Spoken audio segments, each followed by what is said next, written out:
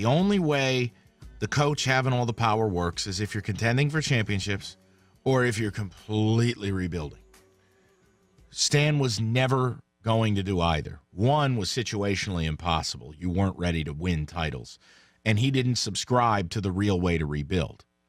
He wanted to win. He wanted to win now. He doesn't believe in tanking. He doesn't believe in acquiring future assets. So this is what you end up with.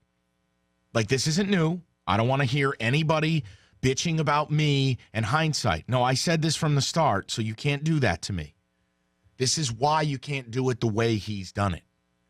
There are no shortcuts. Winning in the NBA is often 99 out of 100 times, unless you're the Lakers or the Magic or, ooh, look, we just landed the pick to get Shaquille and Anthony Hardaway. Like, rebuilding the right way is painful. It's going to hurt. You can't just go and make trades and take other people's problems and think you're going to, come up daisies. It happened once with Dumars. Congratulations. Duplicating that, that's like trying to win the lottery twice. It's not going to happen again. So this is where you're at. Pistons need to burn it down and rebuild. Pistons R&B ball purgatory with a non-existent owner. Boy, do I agree with that. If Tom Gores did his homework, Stan's a career 500 coach. Again, I like Stan the coach. I don't like Stan the GM. Fire him, trade Tobias and Bradley to the Cavs for the Brooklyn pick. There is no way in hell that Tobias Harris and Avery Bradley land you the Brooklyn pick. Second of all, as Cleveland's season is kind of on the precipice, that Brooklyn pick is all they have for the future. You cannot trade that pick. Detroit needs to desperately rid of SVG, Holland, Blashill. Stuck in their ways will never change. Well, then again, as fans, you need to make choices about what you want to do with your money. That's your call. I know. I can already hear my bosses freaking out. Oh, my God, you can't say that. They're a partner. I can say it because the product's terrible. I can say it because they don't have a plan. I mean, there's no one from the Pistons that will convince me they have a real plan. They're treading water. They're hoping it works out. Let's go over to Jay, 97.1. What's up, Jay?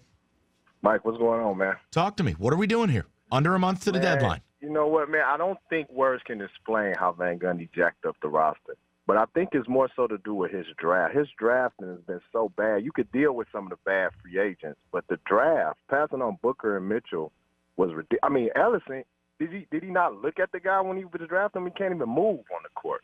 But I think the main thing he needs to do is, if you look, I heard Milwaukee likes DeAndre Jordan. So DeAndre Jordan, if they try to get him, they're going to have to pay him. So you already got a big guy that's paid and people like. So if you could somehow swindle Milwaukee to take Drummond. That won't happen. I'll tell you why. Look, DeAndre's an expiring contract. Right. So they can get him. Doesn't work out. Cut him loose. There's no risk. If they do get him and he enjoys playing there, which I doubt he will, you can then carry his bird rights and do what you need to do. But, Jay, you're not going to sell them that Andre Drummond being locked up at ridiculous pricing is a better deal. Well, you got to try something. You got to get rid of. Dude, get rid of these guys. Jay, that's like going on a blind date and saying, "Here's the engagement ring, and we'll figure it out later." Don't work that way. Teams are desperate, Mike. Okay, Jay, I'll tell you this. Bad trades. I'll tell you this right now. I would give away Andre Drummond.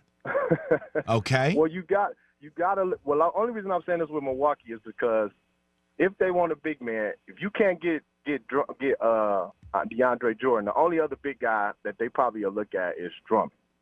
Okay, all right. So here, let's do this. Paid. Jay, let's do this. Mikey, pull up Milwaukee's contractual situation. Let me help. I'll tell you. Let me help. Okay, tell me what you're Mike. getting back and how this helps me. Look, Go ahead. You're going to have to take a bad. You're going to have to take a bad contract. But if you can somehow get Malcolm Brogdon, they're not giving up Malcolm Brogdon. Next. He doesn't. But they already put him on the bench, and They're not giving Bledsoe. up Malcolm Brogdon for Andre Drummond. Brogdon, hold on, Jay.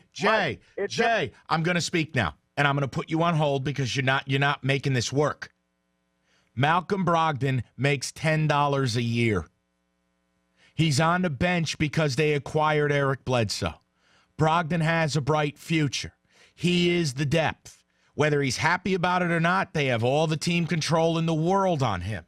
You're not getting that for Drummond. That's it. That's all. That's it. That's all.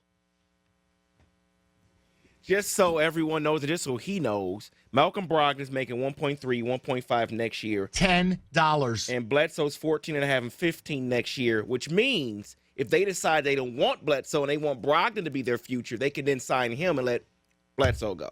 David, I wasn't being mean to Jay. It's just how it is. It's just what it is. I mean, that's a team that's about to get Jabari Parker back. You think they're in the business of trading a rookie gem that they found, or second-year player, rather, excuse me? Come on, Jay. You got to understand, it isn't how the league works. You're giving up a problem. There's no one who's going to pay you for your problem. Let's go to Sonny, 97.1. What's up, Sonny? Hey, I'm doing pretty good, Mike, man. You guys got a great show. Thanks, son. What's up? Hey, initially, you know what, at first I was wondering if we could demote, just take the coaching away from Stan Van. But after listening to you, you're right. You just got to let him go. But with it being such a lost season where we're at right now, and I know I'm going to sound like a complete homer when I say this, what is the chance of giving Isaiah Thomas a chance to work with this roster? And I know, just hear me out for one moment, because earlier this season I was watching NBA TV, and it was an interview between him and Drummond. And it was right after Embiid really cooked him the first time, and everybody was making fun of Drummond. And Isaiah looked at him in the coat, just looked at him in the interview and said, man, how did you let that happen? And Drummond looked at him and said, there is no way that will ever happen to me again. And I watched Drummond go out there and play probably the best basketball for a few weeks that I've ever seen him play. So I don't know about the coaching. I just see Stan Van with the screamy voice. And in the interviews, I see him threatening them about their money and their contracts because they won't play defense. It just seems like, I think the team itself zoned out on him. Okay. Especially during that 6-game losing streak. So here's the deal. Let me explain two things, and I like your thoughts. It's very possible that they're done listening. That happens in the NBA quickly. And with Stan, there can be a lot of burnout if there's limited success. Now, two. You wanted a hometown hero, right? I think you selected the wrong one. The hometown hero, because from what I've been told, he absolutely wants to be a GM. Just got to be the right spot. You don't want Isaiah Thomas. You want Chauncey Billups. That's the guy. Okay. That's the guy. There's no fantasy list, right? Like, I can't go out here and say, yeah, go hire R.C. Buford. Or go hire Masai Ujiri, okay, the fantastic general manager of the Raptors. I can't do that. But if you wanted the hometown hero and you wanted to try to galvanize this fan base a little, you can take a risk on Chauncey if he wants the job. This is not going to be an easy rebuild. The Pistons lack a system. They lack kind of an ethos. They lack a way of doing business. Like, they don't have a well-defined developmental system. They don't have a drafting system that works. They make moves that are counterproductive long-term to give you minimal bumps short-term. There's no plan here. This is a bunch of guys trying to save their jobs. Future be damned. You can't operate that way. The only way you can operate like that is if you're at the end of a championship run and you want to give it one more swing.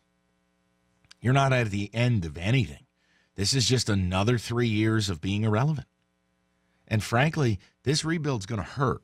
It's going to hurt because you didn't do it 3 years ago. That's the bottom line. 248-539-9797.